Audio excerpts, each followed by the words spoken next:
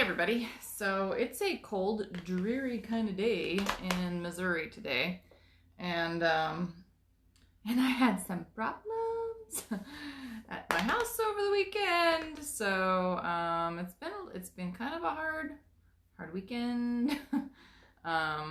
Weird morning. Couldn't get Ina to go to sleep last night.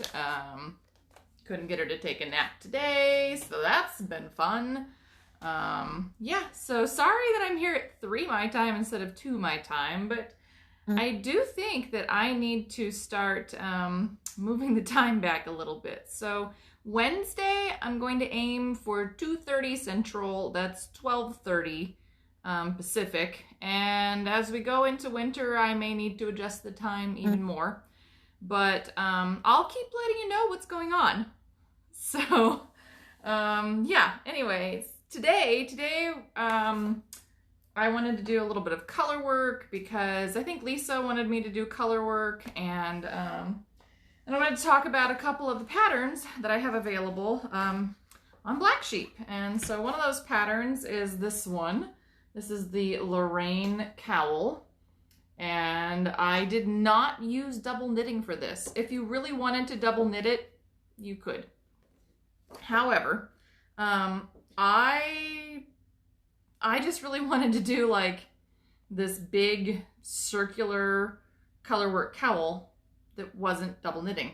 So I did, and that's how I wrote it. And it's a super easy pattern in terms of you just knit every stitch. It's a little more challenging pattern in terms of you have, 2 colors and you got a lot of stitches, 102 stitches. There's also a provisional cast on, and you have to Kitchener stitch the ends together. You don't have to do that, but that's how I did it. So there's definitely some challenge in terms of the color work itself, but the knitting isn't complex because you just knit every stitch, you knit in the round. And then it's just a matter of following the chart. So this one, this Lorraine Cowl, which I adore, is in the shop, and we can put together kits for this. I happen to use the Darny. Oh, there it is.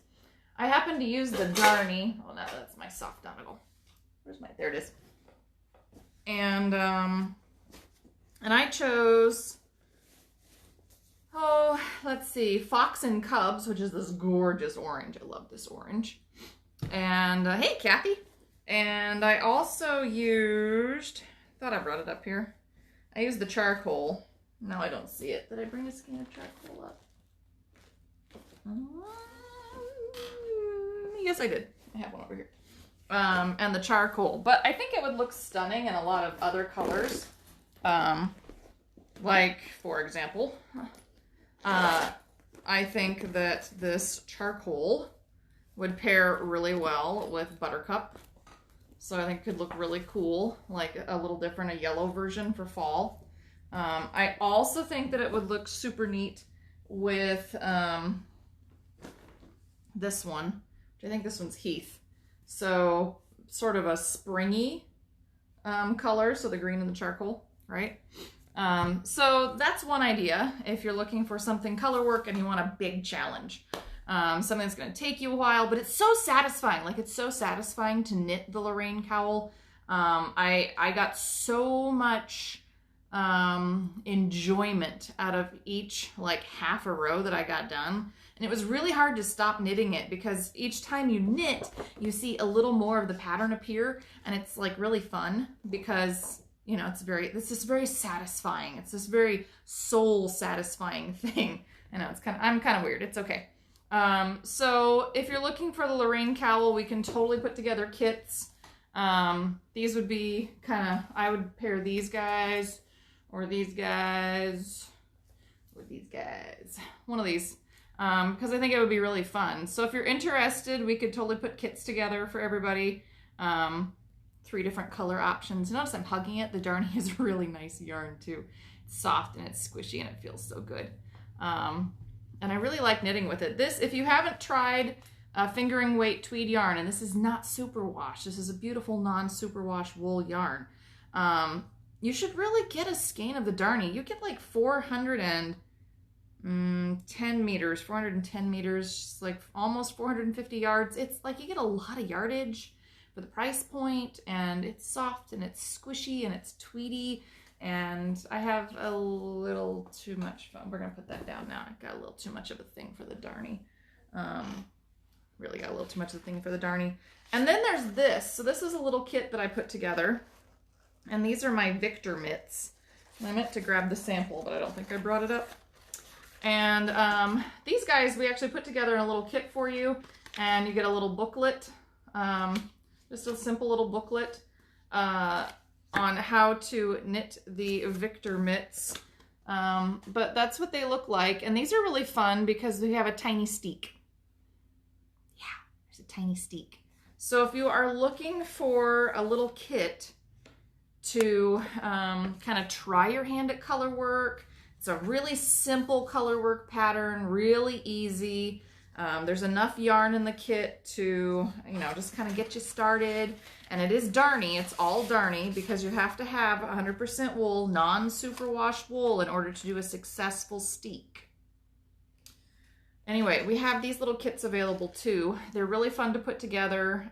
Like I hand wind these myself.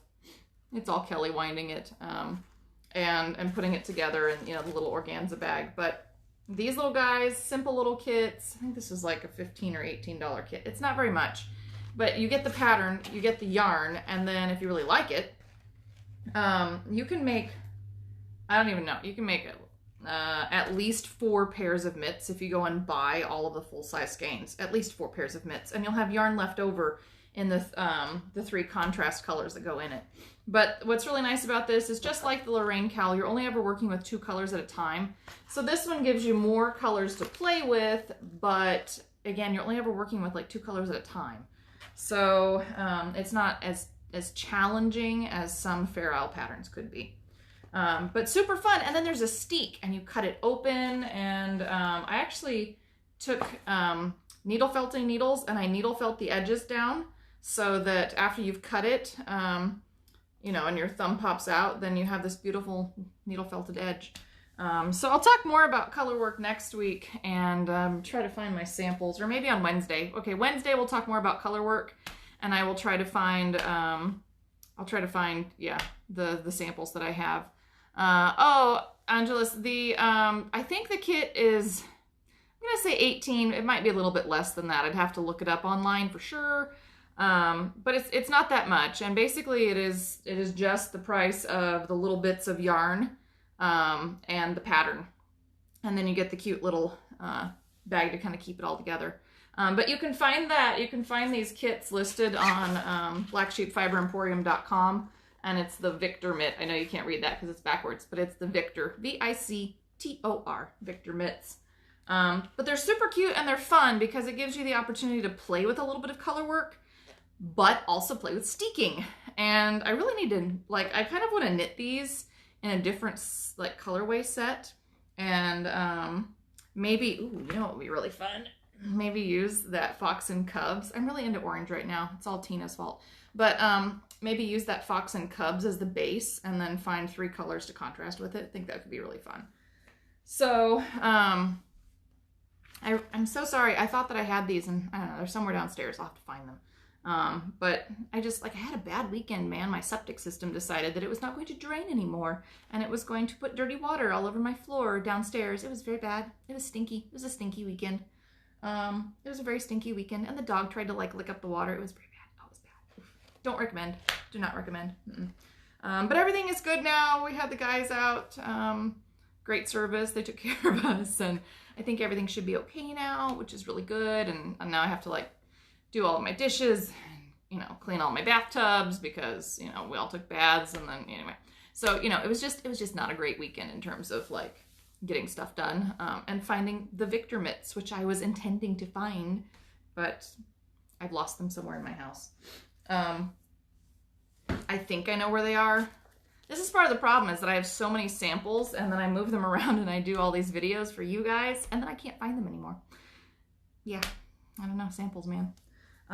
So let's see. I'm going to grab somewhere I had a bag. There it is.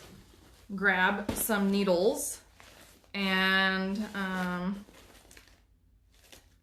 I've done a little bit of color work with you guys, but that was the size 3, so I'll get the size 3s out. But let's take a look at kind of color work again, and I'll cast on with some of the darnie so you can see that in person. And we'll take a little closer look at, I did a whole series earlier this year, kind of based on an article in Piecework that I found really interesting on like the 4 different ways to do color work, 4 different methods of working color work. And some of them I liked better than others. I can't remember all the names right now, so I don't want to start naming any of them off. But if you just check the videos on YouTube or Black Sheep Fiber Emporium, the Facebook page, then you should find all those videos. And I detailed lots of color work stuff because I really enjoy color work. I don't do as much of it as I should probably. But I think that's true of everything at the moment, because did I mention Ina would not take a nap this afternoon? It was, usually she'll go to sleep by 2. It was 2:40 and she was going strong. And I finally just said, honey, Mama's got to do her video. I really need you to take a nap. So, I took her in and I laid her down with her kitty and her blankie and her binky, and hopefully she'll take a nap. Actually, I'm pretty sure she's asleep by now. So anyway, let me just flip the camera down and give me just a minute here, because we're in my bedroom, so I'm like trying to make sure. Oh yeah, I put my found this at an antique store. That was a super cute tablecloth. Cute tablecloth on my little table. And try to get this set up. There we go. All right, so let me just grab a couple balls, and I am demoing with these Hiya flyers. These are super nice. We love the sharps.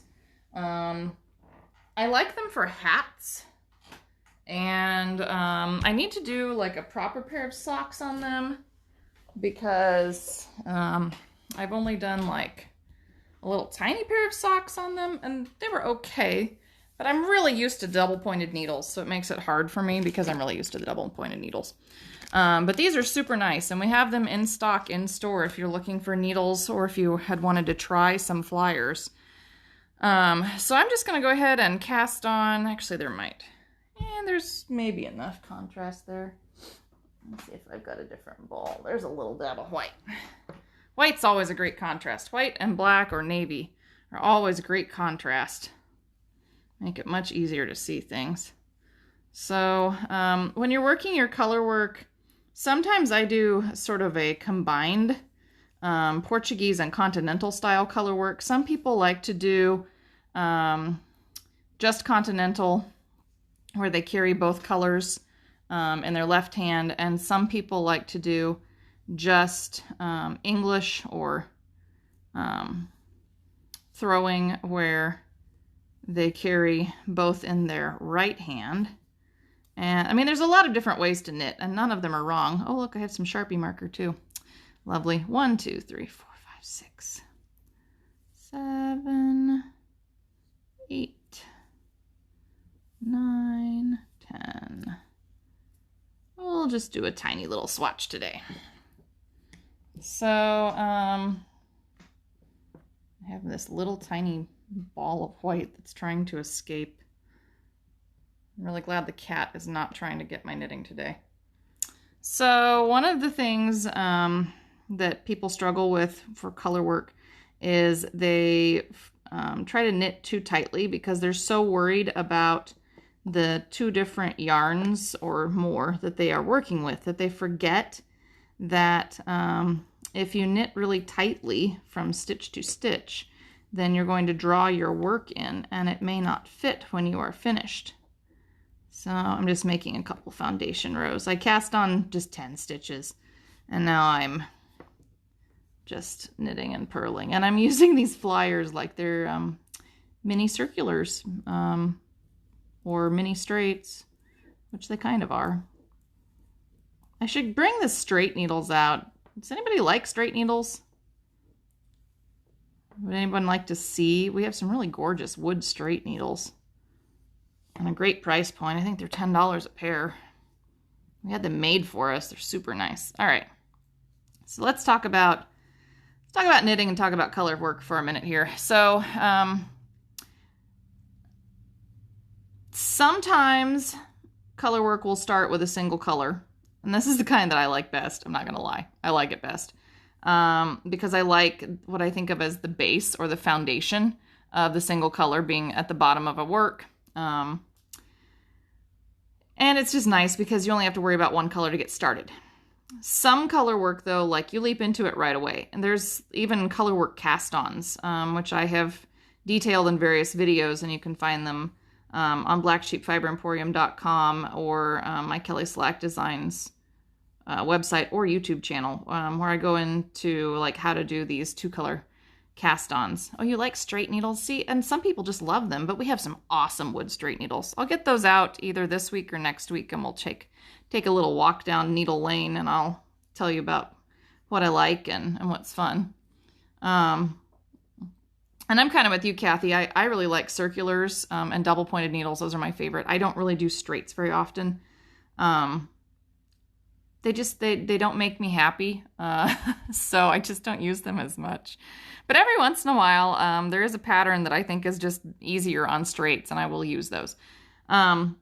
So when it comes to the base of your color work, you'll do one of two things. You'll either start like right into it and you'll get right into the color work, or you will have, you know, a little foundation like we have here where it's just one color, and then you're going to add the next color in. So like I said, there's many different ways to carry your yarn. I sometimes will do what I like to think of as portunental knitting, where I keep the main color in my left hand as a continental knitter, because I am a continental. I'm a picker over here. So I pick my yarn up and scoop it through, or I'm a scooper. But then I sometimes carry my contrast color, which will be this guy, around my neck, because it keeps it tensioned. And if you've learned how to do a Portuguese knit and a Portuguese purl, then combining continental and Portuguese makes for a really easy knit when it comes to color work.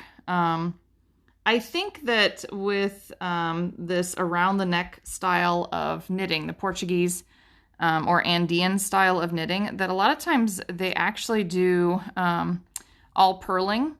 So they build the pattern with purled rows, and then they flip their work inside out when they're done, because it's much easier to purl in Portuguese knitting than it is to knit.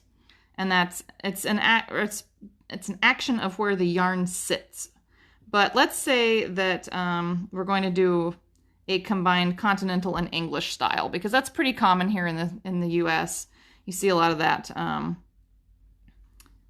continental and English mixed. So let's say I'm going to do 2 stitches here, and now I need to add my color in. And adding your color in, I think, is always a little bit difficult right at the beginning, because of course you already have a yarn that you're working with, and you are trying to add a second color in, and you're trying to keep a hold of your needles.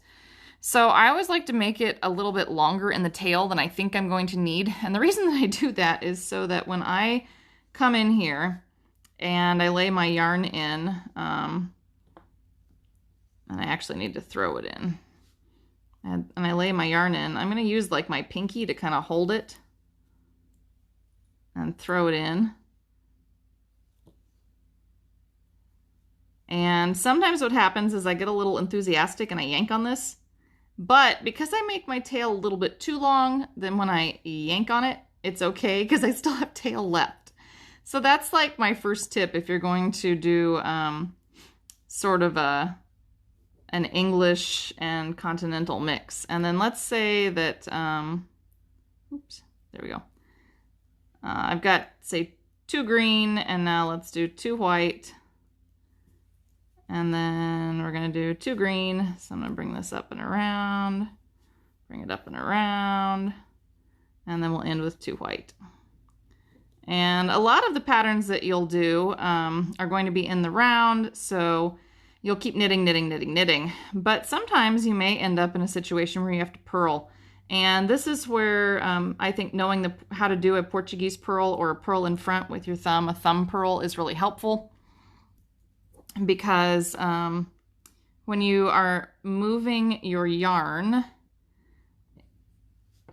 you are keeping it more to the front, just like this. And now I'm going to pick this up, and I'm actually going to throw it and go ahead and throw it over this strand because I do want to lock this strand down. But this is a personal thing.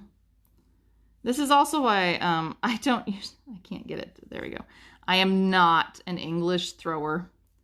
I am very much a continental or a Portuguese style knitter. And that's where my talents lie. I can throw English style. Clearly I'm doing it. But it's not my favorite. Not my favorite.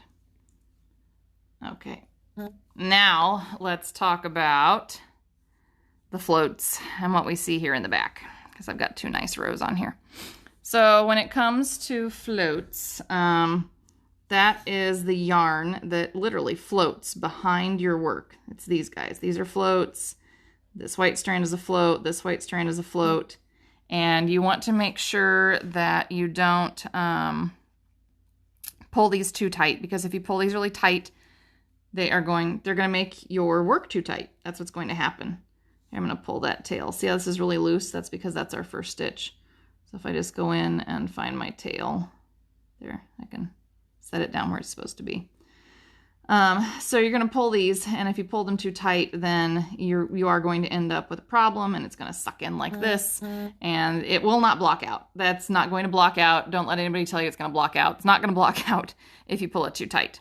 So you always want to make sure that your floats are nice and loose and that they are honestly floating across the back of your work. But you also don't want them to be super, super loose. You don't want them to look like this. So see, I've pulled my stitches really tight here. So you don't want big floaty loops like this, because then your fingers are going to get caught in them. If you're using these for mittens, or even if you're putting it on your head to make a hat, it's going to be a problem. It's going to be a problem. And so you want to make sure that, now let's see if I can get them to go back in. There we go. You just want to make sure that your floats are loose, but they aren't super floppy. Because again, you want to make sure that you aren't hooking your fingers in this when you go to put it on your head, right? It's a really important little point there. Let's see, what else can I tell you about color work? So I usually, if I'm knitting in the round, I catch my yarn every like 3 stitches. The longest that I'll go is 5, which is okay, but I have become very interested in another method where you basically are twisting your stitches, or excuse me, your yarns, like on every stitch, and you're locking it down in the back. And I think the next time I do color work, that's going to be what I want to practice and teach myself, so that I can find a better way to keep my yarns locked down in the back of my work. And I don't know, maybe I should design something new. I was going to make another set of Victor mitts, but maybe I'll design something new. It's always entertaining, right? Around here, never know what I'm going to do. What can I say? I should show you. Don't laugh at me. So this over here, this is like my pile of works in progress, things that I'm thinking about. This is one pile. I'm not going to lie. This is just one pile. And like I have all of my hand spun that I did during spin together over here, just kind of hanging out. It's all washed. It feels so nice now that it's washed. Felt okay before it was washed, but now it feels really good after it was washed. And then I just have like piles of stuff, piles of ideas. And like, here's my giant bookshelf. I have my bookshelf over here. These are all my fiber books, and like that's a whole thing of work basket magazines. Yeah, anyway. And I have yarn over here for inspiration, and there's my spinning wheel, and I have stuff everywhere.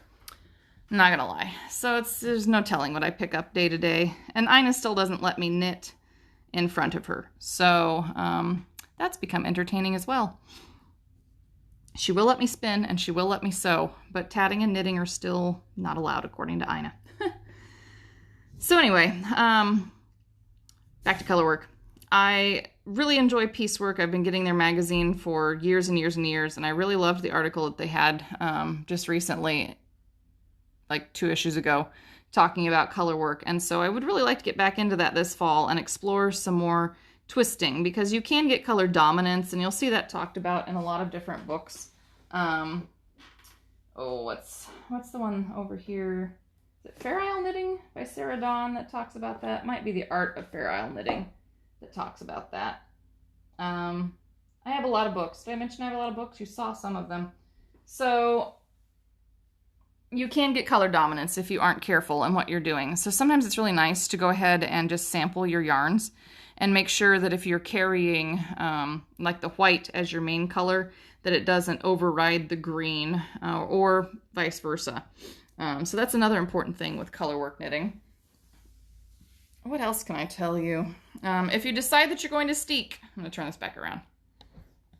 So if you decide that you're going to do a steek, you must use 100% wool or some kind of feltable fiber. Because part of how a steek works is that when you cut the stitches, they stick to each other, like the fibers stick to each other in that knitting. I'm gonna grab that knitting. And you can see that there's like little hairs, little wool fibers that are kind of sticking out of this, right? So all those little fibers stick together and they help those stitches to lock in place. And like if I pull my needle out, so I just pulled my needle out, all of my stitches are still sitting there. They aren't dropping and running. And even if I put like a little bit of pressure on them, I mean, I can pop them out. If I try, I can pop them out. But they don't automatically just want to run away from you. So that's one of the things about 100% wool, a non-superwash 100% wool, is that your stitches are going to sit there. And that's part of what makes steeking and colorwork possible, is that all those fibers want to latch onto each other. They don't want to let go. They want to hold on. So when you cut your fibers apart, they're going to grab their neighbors and try to hold on. And if you go in and use a felting needle and felt that edge down, then you are going to lock those fibers in. They will never run because they're locked to each other. And you're going to get a really beautiful edge, but it still allows you to put in something like a thumb hole, or to pick up for a sweater sleeve, or to put a cardigan front on something. So anyway, when it comes to color work, if you intend to use it for steeking, if you're planning to cut your work open, it's really important that you use that 100% wool. So hopefully something I've said has been useful to you today.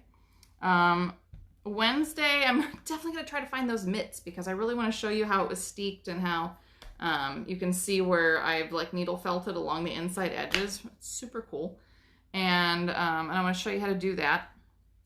So I'll try to find my felting needle, my block, and the Victor mitts, because it's not going to hurt it to felt it a little bit more. But I want to talk to you about that. And then I want to talk about socks before Socktober is over on Black Sheep Fiber Emporium. Hopefully you guys checked out at least some of the videos. I have 15 videos that I did where I broke socks down piece by piece. It's up on our YouTube channel on Black Sheep Fiber Emporium. And I also made sure that I shared it every day to the Black Sheep Fiber Emporium Facebook page. So you can check that out there as well. And then I have lots of individual like help learning videos on my Kelly Slack Designs YouTube channel. And I think they're linked off of Black Sheep Fiber Emporium and my kellyslackdesigns.com website, so you can find it there. And I just want to remind you all that I am running a buy one, get one free. Yeah, buy one, get one free with all the patterns up on the Black Sheep Fiber Emporium website. And that's paper copies or PDFs or a mix, whatever. The code is birthday, because my birthday is next month and I decided to celebrate early with a pattern sale. So you can pick up some free patterns, and we always give out free patterns. Like every time you get a package from us, you'll get a little card, a little download card for our website for a free pattern, because we give out free patterns with every purchase just because I can. I'm a pattern designer and I can. So just a reminder there. And if you don't see one of my patterns up on Black Sheep Fiber Emporium, or you just like Ravelry better, I'm also running the sale there. No code needed. Just go to find Kelly Slack Designs. It's Kelly with an I. And it's buy one, get one. All my patterns, buy one, get one. And I even included my books this time. So the PDF copies of my books, they count over on Ravelry. Buy one, get one. So you can buy one, get one. Anyway, and I'm thinking of running a contest. Anybody like to see a contest? I know it's like the end of the video. It's a little surprise if you stuck with me. I'm thinking of doing like a little contest, a small giveaway, maybe a book, maybe some fiber, maybe a kit, maybe all three. So yeah, if you think that would be fun, just say yay contest or whatever, and I'll think of something. I'll announce it on Wednesday. Let's see, what do I need to tell you? If you have further questions, because I just kind of glossed over Colorwork today. If you have more questions about Colorwork, specific things you want me to answer on Wednesday, throw them in the comments or send me an email. It's Kelly with an I, @ blacksheep@orenco.com. So blacksheep@orenco.com. Remember, that's the old shop name, but that's my email. And just, give me a specific question and I'll try to cover that. You can leave it on YouTube, leave it on Facebook, send me an email, find it one of those three ways. I do see them. So yeah, just, let me know if there's something really specific that I didn't cover. I'll do my best to either, inform you, or I'll research it and inform you, because I like to research. That's why I have so many books. I really like my books. In fact, I just got more books today. It's terrible, I know. It's terrible. Anyway, yeah. So let me know if there's something specific that I didn't cover today that you want to know about Colorwork, and we'll try to get that done on Wednesday. And, stay safe, stay healthy, take care of yourself, wear your mask when you go out, wash your hands, please wash your hands. Just be healthy, be happy, take care of yourself. Emotional, physical, mental, also very important. Do your crafting, take that time for yourself. I've been watching these videos about how, chores are not moral. So I shouldn't feel guilty when I'm not cleaning my house if I need to take a rest. And that was kind of a profound moment for me. I shouldn't feel guilty because my house is a little dirty if I need to take a rest. I should rest because that's what I need. Huh, what a thought. So anyway, I carry around a lot of anxiety. I know you probably can tell that, but I do. I carry around a lot of anxiety. I'm constantly thinking and anxious, and I don't sleep very well because my brain won't shut off. But anyway, I hope you guys are happier and healthier than what I am most days. And don't forget that Tina's been doing a lot of dyeing, and we're starting to get some photos, and hopefully it'll be on the website soon. Yes. So she's been having a lot of fun with fiber and yarn. So we're gonna have a new in-house dyed fiber and yarn very, very soon. So hopefully she'll talk about that Friday, and maybe, cross your fingers, we'll have some of that up on the website so you all can order it. So, yay. Anyway, I will see you guys on Wednesday, and Kathy, Red Table Talk on Facebook. Watch Jada Pinkett Smith talk about lots of things. Okay, well, I might have to check that out. So anyway, I'm going to go have some coffee because, actually I'm going to go have a lot of hot milk with a tiny bit of coffee because that's how I take it. And, yeah. And then, and hopefully Tina will talk about dyeing and her roving and the yarn. And it'll be all kinds of fun. So until Wednesday, which I think I'm going to put together a contest, and now you guys know, you're in on it. So Wednesday, make sure you check the page on Wednesday. I'll talk to you guys later.